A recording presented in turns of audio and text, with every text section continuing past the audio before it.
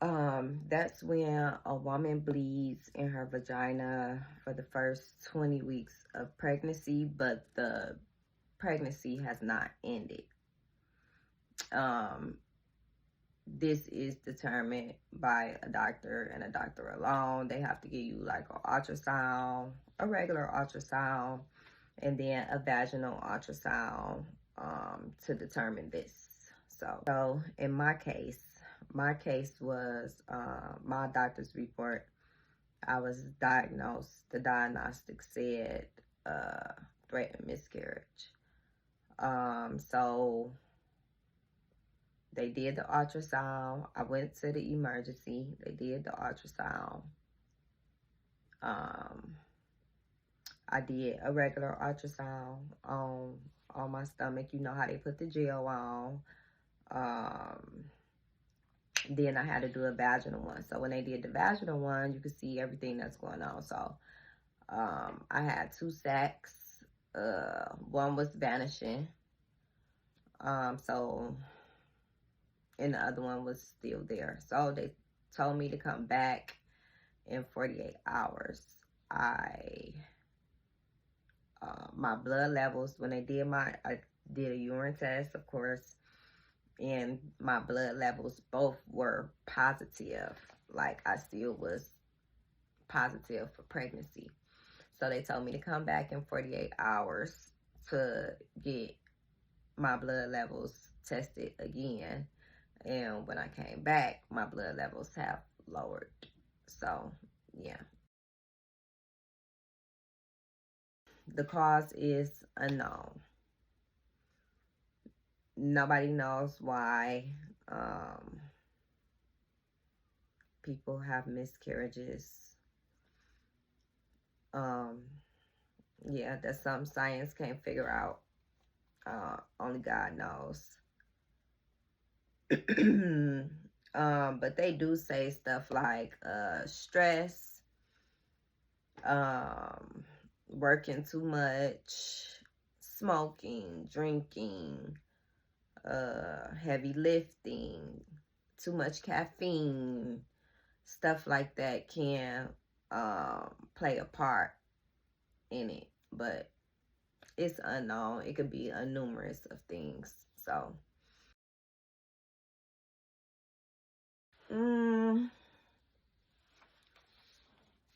my symptoms were like heavy cramping. Like heavy cramping. Before, for me, the symptoms were cramping and bleeding, though. Those are the symptoms of miscarriage. Cramping and bleeding. In my case, it was heavy cramping. Like, it started like Saturday, I want to say.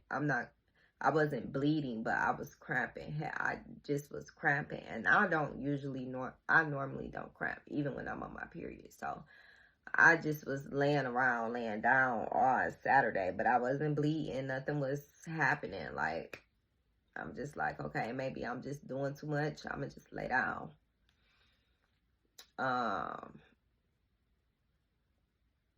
So yeah, that was my symptoms and things like that I felt. I wasn't hungry. I wasn't nothing. I just wanted to lay down because my stomach was just hurting. Shoot, God. I say God. Scientifically, there is no treatment. There is no treatment for a miscarriage. Any kind of miscarriage. A regular miscarriage, a threatened miscarriage. It's no treatment for it. It's just something that you just got to go through and bleed out. Sorry to be so vulgar, but that's exactly what happens. Like, you just have to bleed it out until it stops. There's no treatment but God and prayer. Unfortunately, I lost a lot of weight because I wasn't eating. I didn't want to eat. I wasn't even drinking, okay? I didn't want nothing to drink. I didn't want nothing to eat. I just wanted to lay down. That's literally all I wanted to do. I just wanted to lay down and be left alone. But these are the things that I use. Okay, so my daily thing was a cup of water when I finally got up out the bed. When I finally got the strength to get up out the bed, this is what I started doing. Water. I put this water in a microwave, added some lemons so it's warm. I take warm water, drink some warm water every day. I don't know what it do scientifically, but if I feel like, oh, lash is sticking. I feel like it give me a boost. It give me a boost. Try it. If it worked for you, continue. If it don't, a shot of chlorophyll. This is really, really good. It's a cleanser, it's a purifier, it's a detoxifier. So I really, really love this daily, okay? Daily. I'll go in there with some Ollies too as well. Hope y'all can see. I'll go in there with these too. They gummies. This is the Flawless Complexion. Supports clear, healthy skin, but it is also a purifier. It detoxifies as well. Like, just read. That's what I take as a vitamin and stuff like that. These are like my energy boosters, my daily vitamins and stuff like that. So those 3 things. I use, okay, so when going to the bathroom, I definitely treated it as if I just had a baby. You see a lot of disturbing things. You see, sorry to be so vulgar, but I just have to tell y'all my experience and the things that I seen, because this was my first go around. I never experienced no stuff like this, so I thought I'd share. So you see a lot of clots, a lot of blood clots and things like that. Whole lot of blood. Oh, lashes keep sticking. So you want to try to be as clean as possible down there. So this was my hygiene and my aftercare type of stuff. Of course, you shower daily. I shower multiple times a day because I'm not a pad person. You can't use tampons or anything like that. So, you know, you letting it all drain. So, and I'm not a pad person at all. I never like pads. I never like that stuff on me. So, I was taking multiple showers.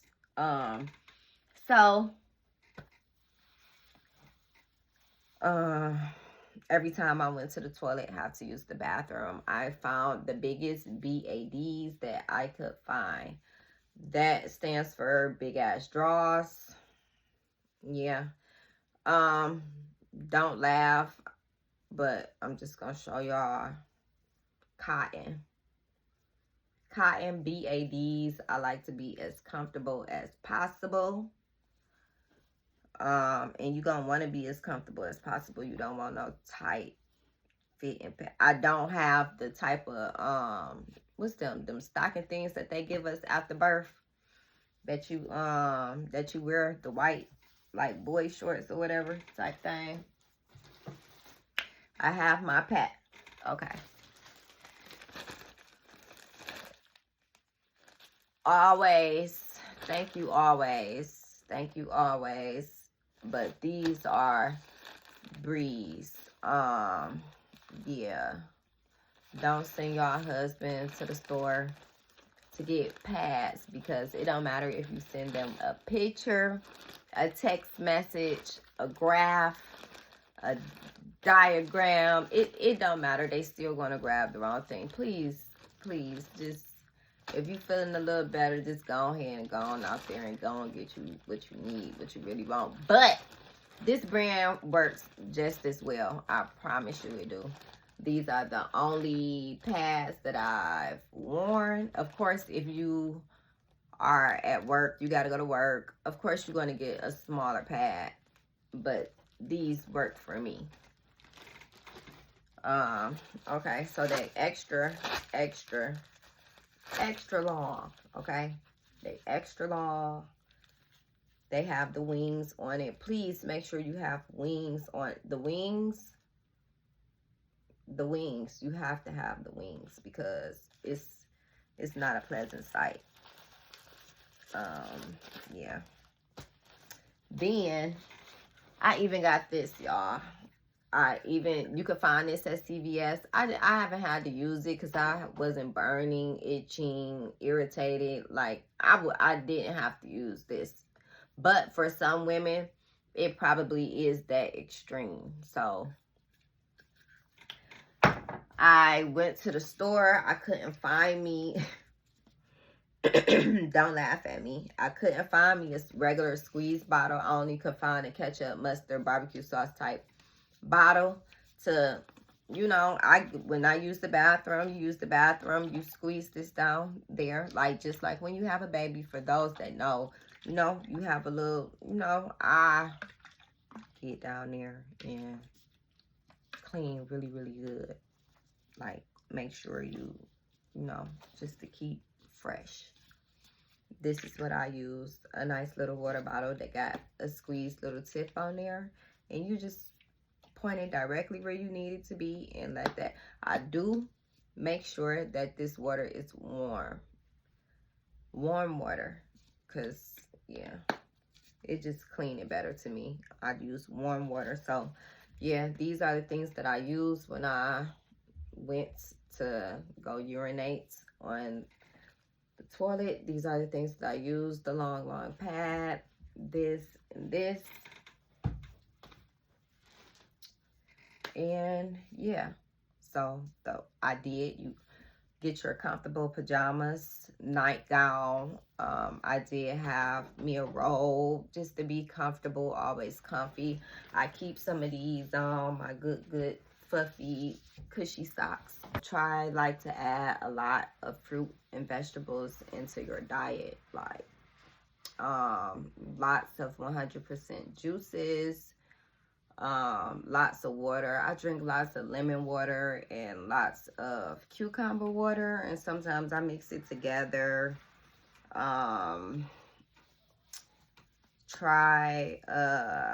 I do beet smoothies. Try beet smoothies. They also really help. You could actually go get beets from the store, or you can get the powder beets that you could just take a scoop and put it into your smoothie. That actually works a lot. I eat a lot of salads. I'm not the kind of person that like ranch and things like that. If I put any type of dressing on my salad, it's like balsamic vinaigrette or the strawberry poppy seed dressing. That's all that I usually use for salads. What else? That's pretty much it. I try to eat breakfast. I am a breakfast person, so I try to eat breakfast in the morning. I am an oatmeal type thing. My whole house, we love oatmeal, so that usually sticks. Try to find things that stick as well. What else? Yeah, and those are about the main things that I try to put into my my diet. Lots and lots of fruits and vegetables. No, I would say more shocked than anything. Like, what? Like, it was something that was unexpected. I wasn't expecting it, so I was shocked more than anything. Furthermore, when I found out, it was like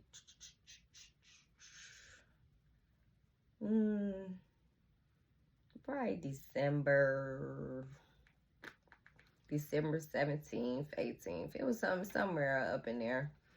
I found out a little, like a week, yeah, I say a week before Christmas, because I'm like, okay, my period usually come. It ain't came yet. So took the test, took like 3 of them. I took like three pregnancy tests in, yeah. They all 3 of them said positive. So that was like a Christmas gift for me, a Christmas gift for me and my husband.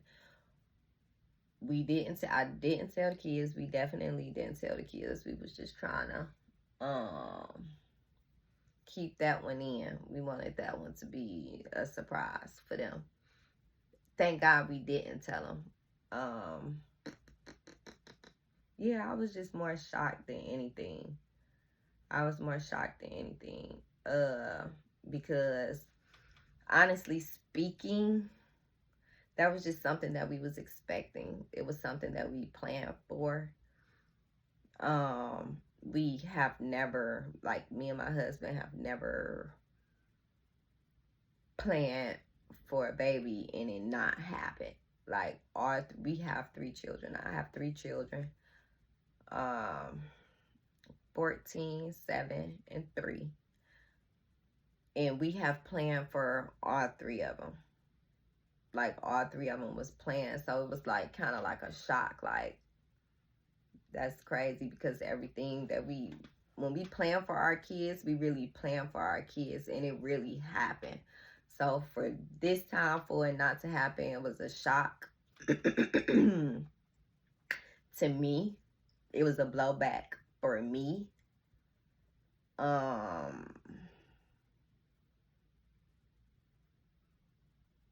Yeah, that was something that I never experienced before.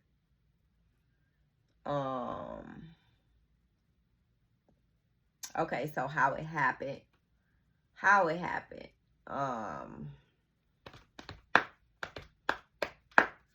My husband actually woke me up. Well, I was having cramps, but I wasn't really thinking nothing of it. I was just thinking, like, I'm doing too much. Like, because I really be doing too much. I'm always up on my feet all the time. I'm never, like, sitting down too much. I'm always doing something. I just thought that, okay, let me sit down because I'm cramping. Like, let me sit down. That was like the previous day before it happened. Then me and my husband went to bed that night, and he said that he was trying to lay on me. Well, he woke up and he was praying for me, and then he had tried to lay on me after he got done praying for me, but I was hot, like burning up, like dang near couldn't even touch me type burning up, like burning up. Thankfully, he woke me up because he tapped me like, is you okay? And I'm like, yeah, like, what's wrong? He like, you hot. I'm fine. I feel just fine because my side of the bed keep a fan. So I feel just fine. Like, I'm good. I don't feel hot. I'm straight. He tapping me or whatever. Nah, I get up. Nah, he didn't tap me, so I'm up now. I can't go back to sleep. I just wound up going to the bathroom. I don't feel no type of nothing. I really feel just fine. I'm getting up, going to the bathroom. I go to the bathroom. As soon as I sit down, I see a little blood in my panties, but it's not like it just soaked my panties up. So I'm just thinking like, okay, maybe, I don't know, something going on. But it wasn't like, I don't know. Went to the bathroom, came back, because I seen some bleed in my panties. So I came back, got on my husband's phone, and I'm just searching like, okay, what miscarriage look like, blah, blah, blah, blah, blah. And I'm just searching, and I'm like, oh my God, I hope this is not what I think it is. Baby, I went back to the bathroom. Sat on the toilet, and it was just like clots just started falling. Sorry to be so, I don't know. I have to be detailed because this is my first experience, so I just want to let y'all know what was my experience, and I only can tell you my experience. So, I seen clots, and I'm just crying. I'm boo-hooing. Now, I'm the type of person that I am sensitive, but I'm not I'm not a cry baby. Like, you about to hear me like really scream and cry. I'm not that kind of person. But this day, I couldn't contain it. I'm the type of person that quiet cry. Like, but this time I know for sure, like, my husband was gonna hear me this go around, because I'm a quiet crier. Okay. He come in the bathroom, and I can't even get out what's happening. I'm just crying. I can't even tell him what was happening. I couldn't put it in words. I couldn't explain it, describe it, nothing. I'm just in shock.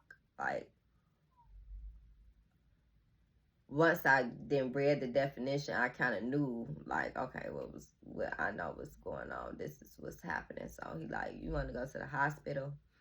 I'm like, no, I'm a chill. They really, because I already know in my mind, like, they can't. It's no treatment. They can't do anything for me. At this point, I gotta bleed it out. Like, can't nobody help me. Can't nobody help me but God at this point. How they about to help me? I don't even feel like going being irritated. I don't feel like dealing with a whole bunch of people that's not of my color, that don't even understand how I feel right now. Because I just don't. I didn't want to talk to nobody. I didn't want to. I can't explain it. It took me to the next day to get up and go to the hospital. I went to the hospital the next day. Finally, because my husband, he wouldn't leave it alone. He just like, go to the hospital, go to the hospital. So I went to the hospital. I told them everything that was going on. So they did ultrasounds. They did the regular ultrasound, the kind of give you when you're pregnant, or think that you are pregnant or whatever. They put the gel on you, take it across your stomach or whatnot. And then they gave me a vaginal one. That's when they stick the ultrasound tube up in your vagina, and scope you out. When they did that, I found out that it was 2 sacs, and which basically the lady was telling, the man doctor didn't tell me. I was talking to the ultrasound lady, like, okay, what are we looking at? What do we see? Oh, you have twins. There's 2 sacs in here. This is sac 1. This is sac 2. Sac 1 was vanishing. You could still see that it was a piece of a sac in there, but it was vanishing. Sac 2, you could see it was a full-blown, hold on, I'll be right back, because y'all not about to have me as a meme on here crying, saying that I look ugly. Yeah, I'm back. So I'm not even about to play with y'all. Y'all not about to have me as no meme, like, and not be the main one talking junk on the internet. Like, y'all look so ugly when y'all cry. I ain't giving y'all that. But just know it's really a touchy subject for me. But okay, sac 2 was still there. Sac 2 was still there. The baby was visible. You could see. You can see everything that's going on. So I goes back from ultrasound. I go back to my room or whatnot. The man doctor come back in, and he say, okay, yeah, you it is one still in there, but the other one is vanishing. So, of course, we did a urine sample, and then we did a few blood cultures. My urine came back positive. My blood counts, they all came back positive for pregnancy. Usually when your blood is 900 and above, it's still at positive for pregnancy. So mine was at a 900. He told me to come back within 24 hours. Within 48 hours, 48 hours, to see if where my blood levels were. Because if my blood levels had doubled, which would make my blood levels at 1800, that would mean that, okay, the baby is still living. There is a possibility that the baby can live. So he told me to come back in 48 hours. It's a 50-50 chance that the baby can live or not. So I went back home. Me and my husband prayed, and all that good stuff. And then I went back in 48 hours, and my blood levels were at a 200. Oh, like 156. 156.5 was the exact number that my blood was at. So that means that it's a total miscarriage. It's not, the babies are vanishing at this point. You bleed out until it's all gone. That was my case. I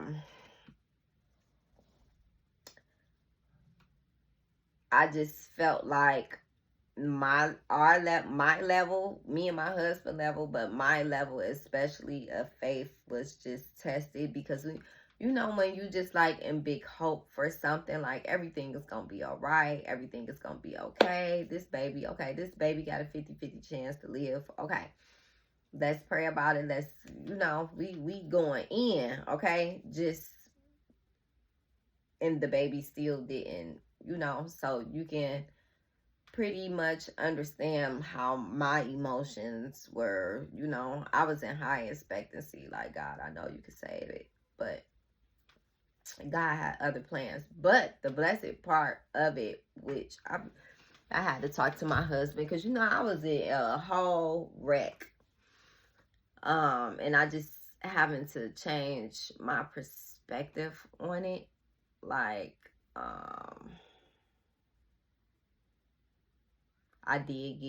we did get what we wanted. Like, we got twins. We was hoping for twins. We got twins. We got exactly what we wanted. We just didn't get it in its most physical form, like we had expected it to be in our minds. So maybe that just wasn't what was in God's plan right now. Maybe he just wanted me to know that it's possible, that when you can still manifest it. And that just made me be more stricter about the details in my prayers. So when I go back and we decide to have a baby, because I don't feel like I'm not in a rush to have a baby again. I don't feel like I've lost. I don't feel like I've lost. I literally have a relationship with God, and fortunately enough, he was able to comfort me and guide me and secure me and still give me confidence and all those good things. I was able to I'm a believer. I really am a believer. So I literally only can tell y'all what really works for me and my experiences about it.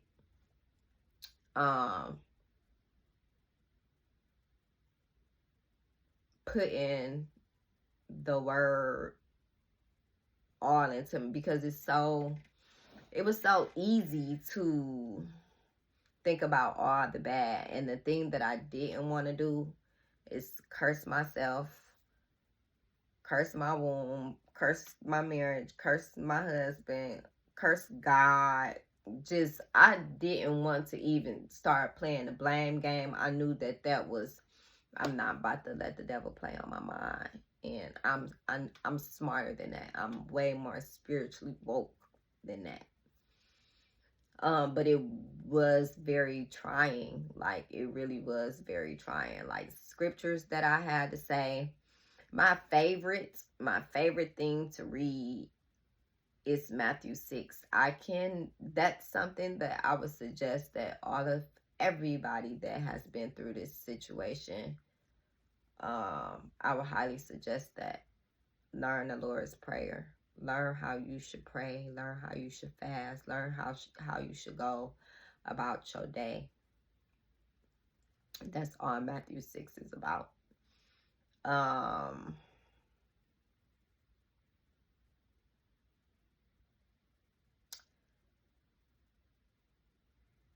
On top of that, I just felt, like I was spoiled. I was blessed. I was overly blessed and very spoiled, because it's like, sorry, overly blessed and very much spoiled, because it's so many people that go through this every single day. It's so many people that's trying to have babies, and it's so many people that has, like, every day. It's so many people that just bleeding out every day. So it really softened my heart. Like, I've been so blessed. I've been so lucky to have 3 kids already that are breathing, that are living. And I'm thankful to God for the experience. I can't look at it no other way. I can't look at it no other way. Like, I just feel like that was God's plan. I choose to use my words carefully. Think about what I say before I say it. And I think that is good for everyone. I've gotten so many phone calls since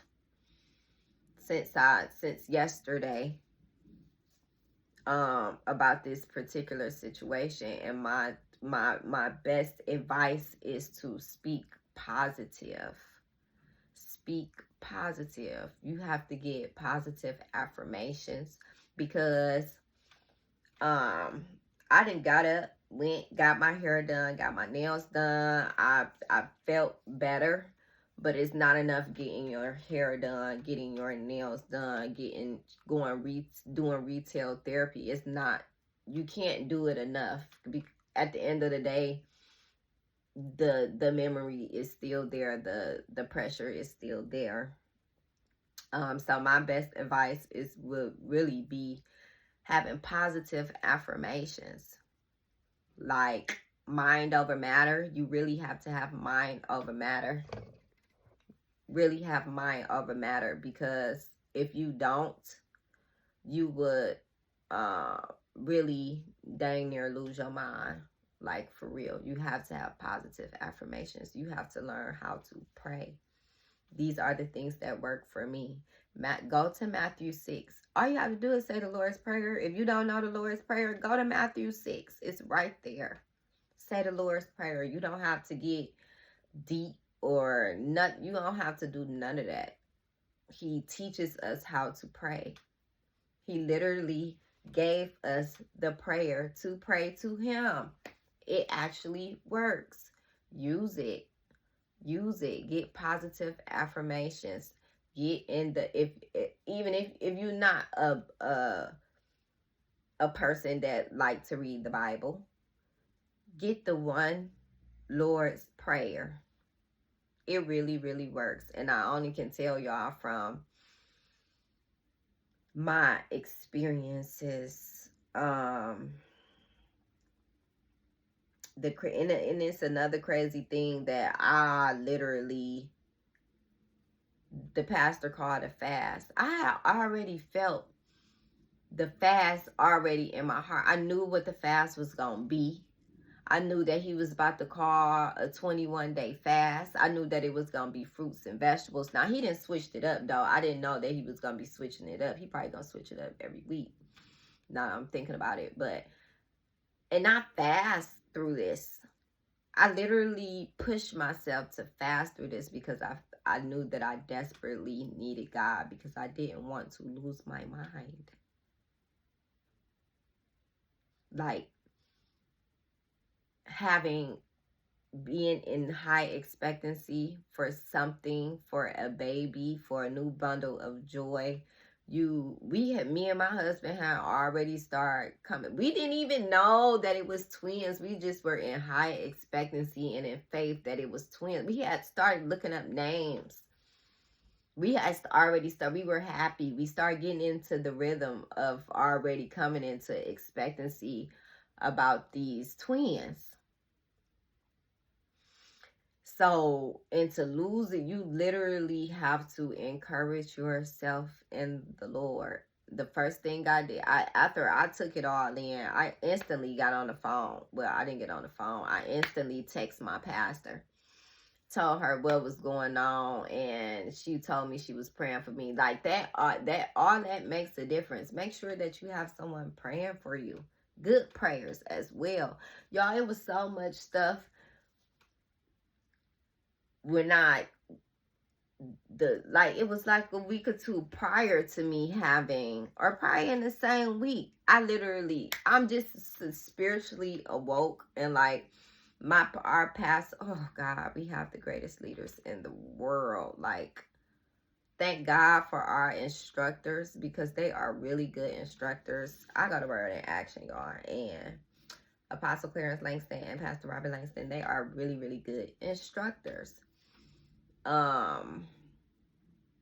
And they just keep us on high alert all the time. But I instantly text my leader and told her everything that was going on, and she's told me that she was praying for me, and that just really made me feel all of the more better. Like, you really need people in your corner that's not about to gossip about your situation. You don't need people in your corner that's about to make you feel sad either about your situation, because you don't the pity, you don't let that sit on your shoulders, because the devil sure do like to play with our minds. Like, you have to know it's more spiritual than anything. I'm sorry I have to get to that point, because I only can tell y'all from my experiences and the things that I know and the things that help me. You have to become more spiritually inclined. Like, try to pray as much as you can. Try to get in your word as much as you can. Then I got to find out on Sunday, pastor preaching, he talking about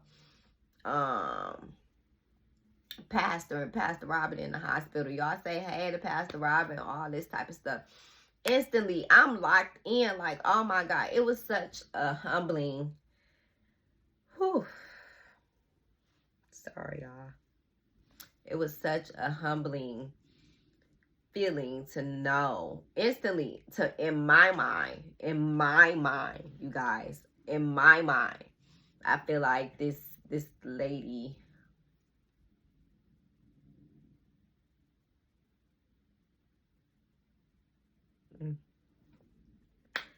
I don't like to be crying. Y'all ain't about to have me on here as no meme. Like, nah, look at her crying. I felt it was so heartwarming to know. In my mind, y'all, this is me spiritually, but I felt spiritually, but I felt in my heart. I felt like this lady is in the hospital for me. In my mind, spiritually inclined, this lady just took this hit for me. okay? Because my situation could have went a whole another way. I could have slipped into coma. I could have, anything could have happened to me. And I'm just so overly grateful that that my pastor, my leader, was just standing in the gap for me and my family. Because she told me she was praying. And I didn't never have a doubt that she wasn't praying. So to find out that she in the hospital on Sunday, that just humbled my heart.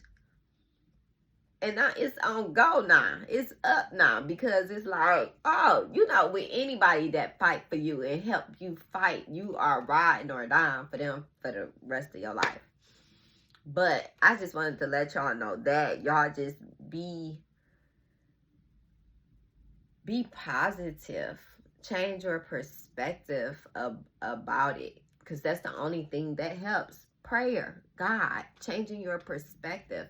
You have to look at it in a different light and know that you can try again. You can try again and again and again and again and again and again. It's so many stories in the Bible. It's so many stories in the Bible about so many different situations, and situations that are just like mine, that are just like ours, that we can refer to and be strengthened by. Also, you can journal. You can write, get you a how I feel side and a how I want to feel side.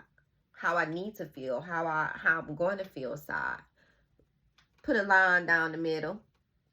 How you feel. I feel sad. I feel lonely. I feel depressed. I feel hopeless. Put all that in writing. That is fine.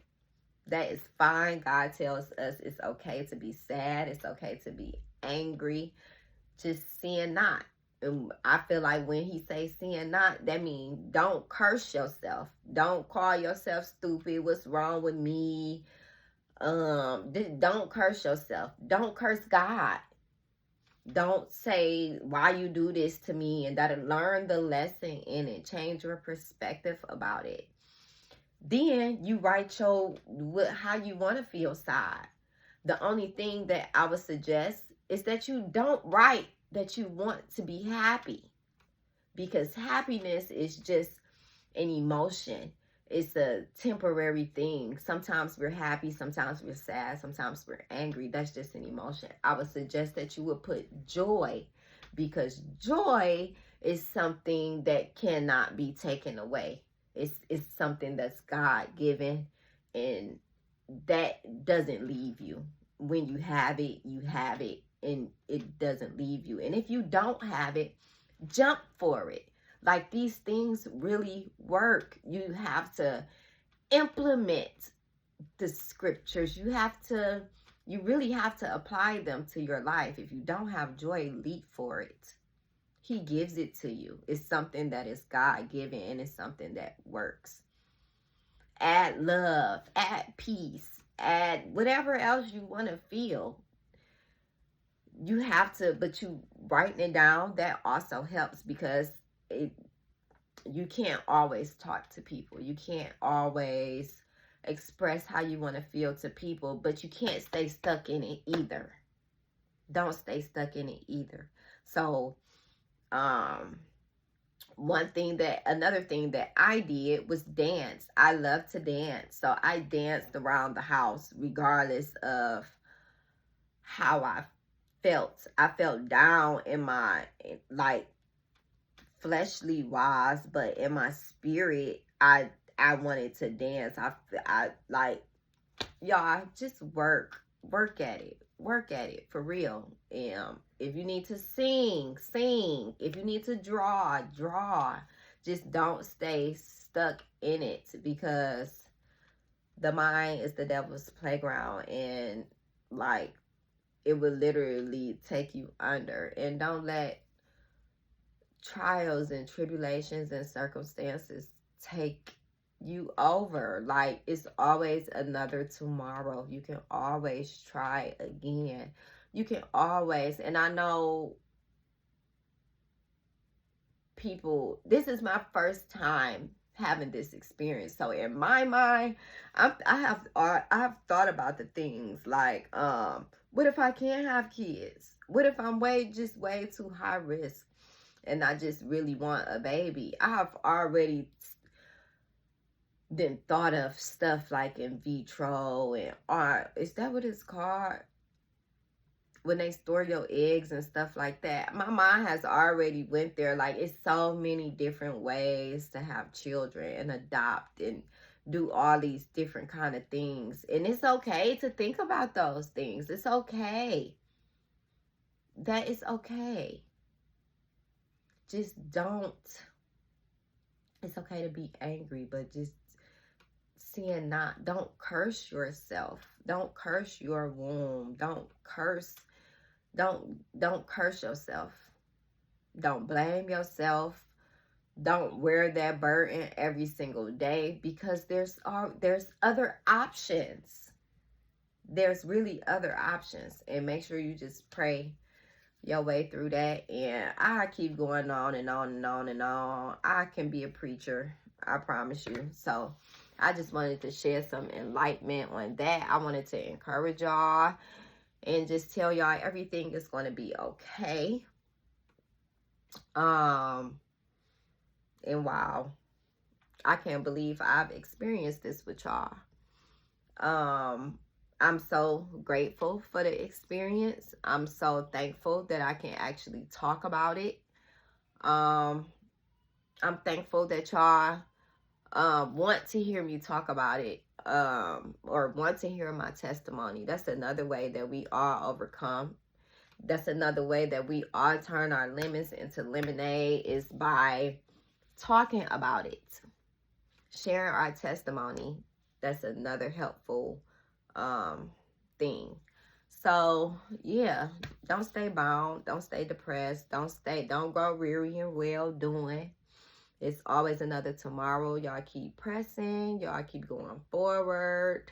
Don't stop. Continuously encourage yourself in the Lord. Continue to make positive affirmations. And yeah, don't forget to like, share, and subscribe to the Cosmo Talk page. On YouTube, it's Cosmo Talk. On Instagram, it's Cosmo Talk. If you would like to advertise, do some product placements or interviews with me, please click the link in my bio. Or you can definitely email me at cosmotalk3@gmail.com. If y'all have any more questions, comments, concerns, tips, anything, y'all need anything from me, or y'all feel like y'all need to share something to me, I'm always open. And y'all can email me as well at cosmotalk3@gmail.com. And I love y'all.